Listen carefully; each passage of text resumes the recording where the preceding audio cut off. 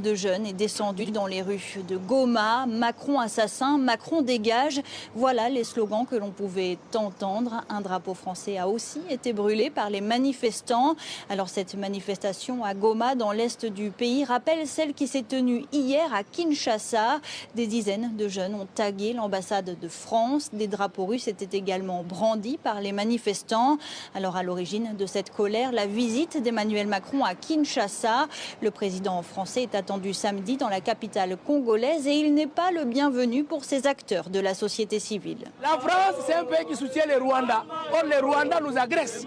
Et nous autres, nous disons, pour montrer aux Français que nous ne sommes pas d'accord avec leur politique hypocrite et leur soutien qu'ils apportent au Rwanda, nous brûlons leur drapeau. Nous avons marre de ce qu'ils font à notre territoire. Vraiment, nous souffrons et nous sommes catégoriques. Nous ne voulons plus voir le président de la France sur notre territoire. La France, comme d'autres pays européens, ont condamné le soutien rwandais aux rebelles du M23. Emmanuel Macron avait rappelé lundi dans son discours que la souveraineté et l'intégrité territoriale de la République démocratique du Congo ne se discutent pas.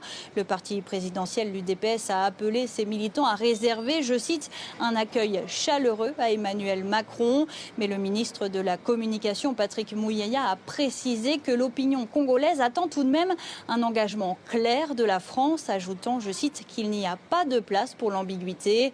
En clair, Kinshasa attend des sanctions contre le Rwanda. Dans l'est du pays, le M23 continue de s'emparer de localités autour de Goma. Un plan de retrait avait pourtant été annoncé par les chefs d'État de la communauté d'Afrique de l'Est. Un retrait des rebelles du M23 qui aurait dû commencer le 28 février.